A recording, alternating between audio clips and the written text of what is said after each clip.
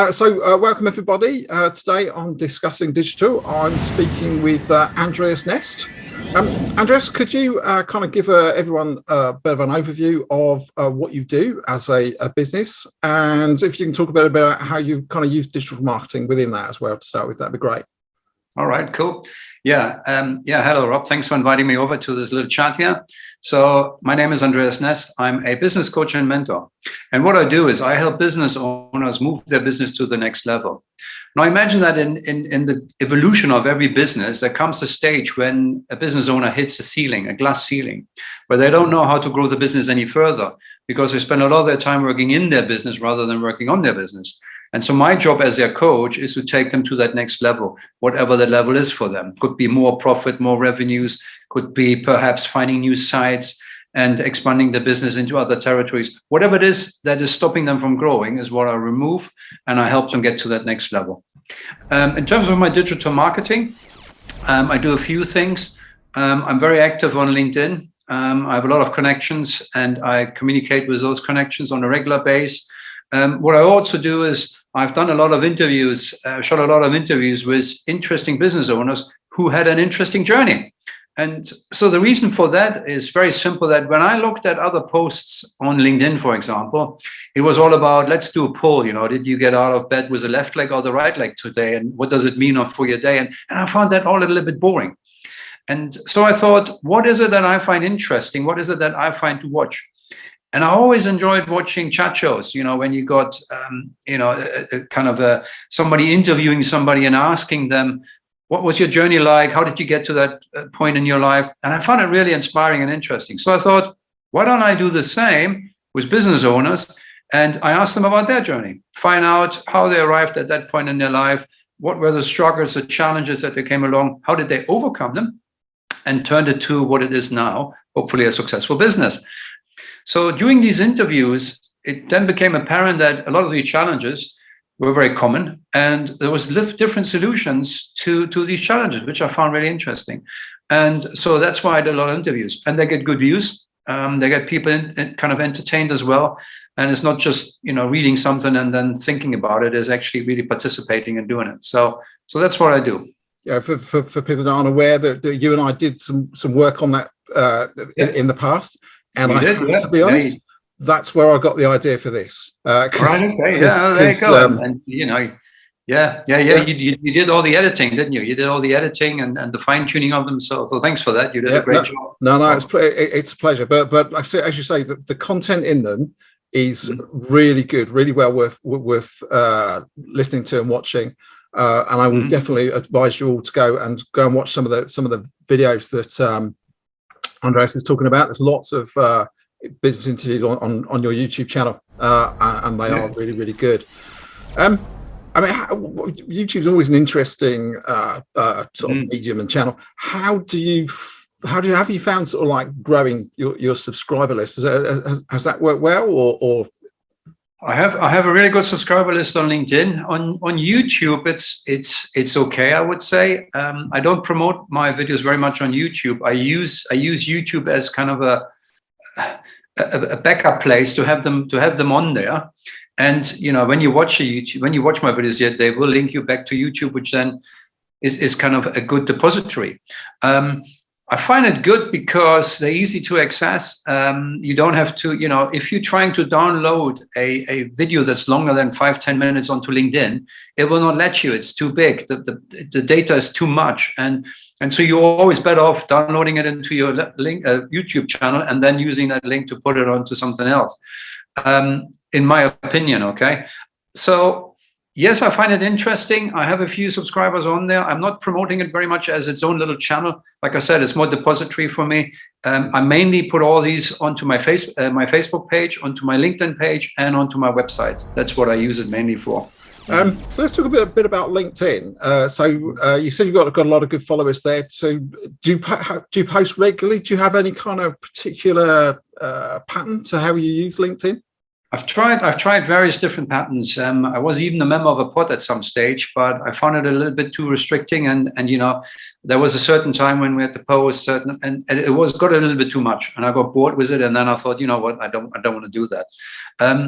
I'm trying to post at least once a week, something that is of interest, mainly, hopefully, one of those videos. Sometimes I do other stuff that I come across that I find interesting that I share. I always do that.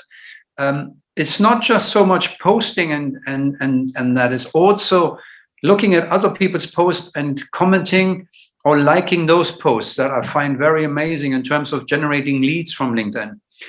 You can post all day, but if nobody's reading your post and nobody is interacting with you, you've got actually nothing to show for it. Sometimes it's easier just to look at an interesting post and make a comment and then see what the other person says.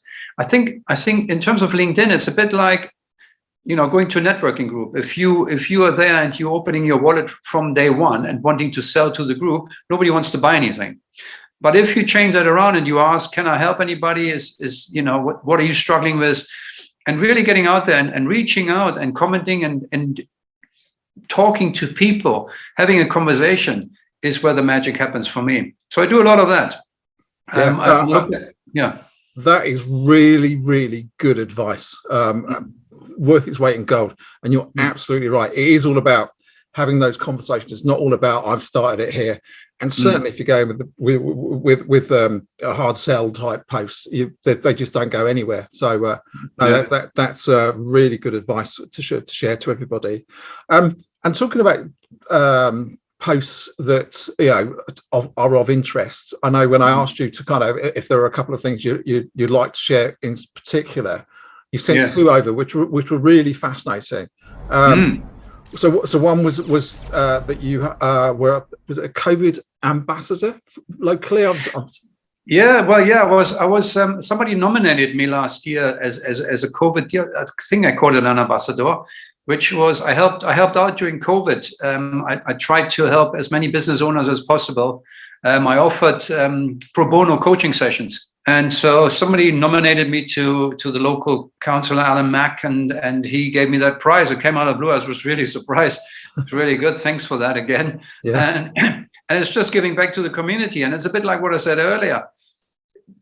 People are not stupid. They see that you going in there and you want to sell, and take. And that doesn't work. LinkedIn is a massive networking site. It is. And it's networking on a virtual level. So the same rules apply as in the face-to-face networking. You go in and help people first. People need to know, like, and trust you before they actually start thinking about buying anything. And before you get to the know, like, and trust, there's a bit of a journey, and you got to cover that. No, I think that's absolutely right. I mean, another networking meeting a few weeks ago, when I was asking about what sort of advice would people, someone went, show somebody how you can get a sale straight away on digital marketing. And it's like, but it's not about that. Really, it's another marketing tool. It's a part of your arsenal, but it is all about actually, this is how you say, meet, like, no trust. That's the best way, I think, of using digital marketing. So absolutely. And you need to create that with your digital marketing. People need to know about you, and then they need to start to like you. Okay. And when they start liking you, eventually, after a while, and it's not intermediate, it takes a bit of time before they trust you. And when they trust you, then they will ask you about your products and your services.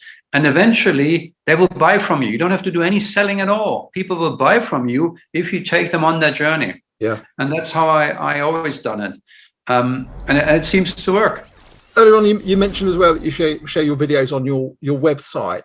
How does your website build into your digital marketing and sort of, does it drive inquiries and that sort of thing for you? It does drive inquiries. I do get leads from my website, which is great. I see my website as the center of all my digital marketing. Every post, everything I put out there links back to my website. Okay, all these videos that I have out there are also going always back to my website, because that's why I want people to read more about what I do and how I do it, because I can't put that in a little post. When it comes to the world of coaching, if you're trying to explain to somebody what coaching is all about, it's really hard to get your head around it. So it's a bit like explaining how to ride a bike. You can't theoretically understand how to ride a bike until you actually sit on a bike and do it. And so the way for me is to send people back to my website, to get them on there and have a really deep look and go through all the different things I have on there to really get a bit of an understanding. And once they get this understanding, they will then hopefully ask me for a complimentary coaching session whereby I through the medium of a coaching session, I help them then understand what it's all about. And so the website is crucial in that because it's got all the information in one place. Again, I'm sure you've read my strategy documents, because I think everyone should be, that website is the kind of the heart of everyone's digital marketing. It's your bit of the internet, that's your estate that you can manage. And as you say, it's where you want everyone to come back to. And it's also where Google goes to find you. So when somebody's looking for, I want a business coach in the Portsmouth area, which is something that they like to want in Google, Google wants to see that from your website to be able to go, oh, do you know what, Andreas is a great example of this from the content. So I'm going to put you higher up my ranking list, hopefully on page 1, hopefully the top of it. Again, without you having to really have to pay for that, because you're doing all the right things content-wise. Well, yeah, absolutely. And also, I think when you talk about Google, it's really important to have a shop front at Google My Business. Yeah. A lot of my clients, when I first meet them, they don't have a Google My Business listed. And I'm thinking, you're missing a massive trick there, because it's free. It's absolutely, it doesn't cost you a penny to put your business on there. It puts a little needle in the map. It puts your logo out there. It tells people what you're all about. You can put photos there. You can put videos on there. You can put, even the best thing on Google My Business is customer ratings, I believe. Yep. Because that's how you get the ranking within that. When somebody clicks on, whatever your business is, it will come up with the rankings and the people's comments about you. And people always believe other people more than yourself. So if I say I'm great, nobody believes me. But if other people say, they go, well, man, maybe I should be listening now. And so not using Google My Business as an amplifier of what you do, I think is a must. You absolutely have to do that. Oh, and it's easy to do. It's really easy to do. Yeah. And as you say, it's easy, it's free. And if you Google anything with kind of a local term, so, as I said, business coach near Portsmouth, because that whole map section of the Google results is all driven through Google My Business posting. So and your thing about reviews as well, that's really, as you say, absolutely right. It's really powerful. But one of the things that people don't do is proactively ask people to do it. And I was reading recently about a great strategy. I don't know if this is something you do as well. It's actually as part of either sending somebody an invoice or an invitation or something like that, or closing a piece of business, or you actually send them a link and say, could you put a review here, and direct them to Google My Business page, because that's a really good place. That's exactly what I do. I do it usually when somebody says, well, that's fantastic. I've just had a massive eye opener. Every time somebody says, great, I go, oh, great, oh, good. Could you do me a favor, please? Could you perhaps write a review for me? Because they're in a good mood. They want to help you. And when they're on a high, obviously the review will reflect that. And I don't just use Google My Business for reviews. I also have LinkedIn is also great for reviews and feedback. And it's great because that's a real differentiator. If I were to choose between two businesses, one with no reviews and one with a review, I know which one I would choose. And look at yourself when you go, for example, out for a meal. Okay, there's this fascinating thing called TripAdvisor. And I used to own a pub in the past. So I was on TripAdvisor with my business. And you live and die with that TripAdvisor thing, because if you got bad ratings, nobody's coming. Yeah. And, if you're trying something new out, a new restaurant, the first place you go is there and check out what's the ratings like. And unfortunately, the first thing we always read is the negative ratings, because these are the most entertaining ones. But they will impact your business. And that's how dramatically are reviews about your business. And so not having them or ignoring them and not asking for them, I think that needs to change, because that is a strong part of your not just your digital strategy, but your overall marketing strategy. Yeah, absolutely. I completely agree. And I like the thing you were saying there about the fact that asking for them when somebody goes, that's a great piece of advice, thank you for that. Yeah, brilliant idea to do it, strike when the iron's hot. One of the things I like to ask people, if there was like one really good piece of advice they can give, and also one piece of advice, just don't do that because it really doesn't work. Yes, start was a good one. About a year ago, I think we had what we call an Action Coach Business Excellence Forum. And so one of the speakers on stage at that part was a guy called Sheridan. Now, Marcus Sheridan is one of the great marketeers when it comes to online marketing, and his book, They Ask, You Answer, was a real game changer for me. He basically had a pool business, a fiberglass pool business in the States, which he still has. And he, as it was ramping up towards the recession in 2008, the big credit crunch, he lost a lot of orders. His business overnight just collapsed in itself. And he was thinking, how can I make a difference? How can I make a change? How can I amplify my digital code, my digital marketing? And so he thought, what are people actually asking on Google when it comes to my sector, my industry? And, you probably noticed when you put something, a search term into the Google engine, there will be a lot of other similar search terms coming up at the same time. And that gives you a really good idea what people are actually searching when they search for your industry or your sector. And so he was looking at all these questions thinking, so they want to know how much it is. They want to know what's the difference between a fiberglass pool and a concrete pool. And so he looked at all these questions. And then what he did was he created blogs about all these questions. They ask, you answer. Yeah. And he put them on his website. And suddenly his website got extra traffic and extra traffic and extra traffic.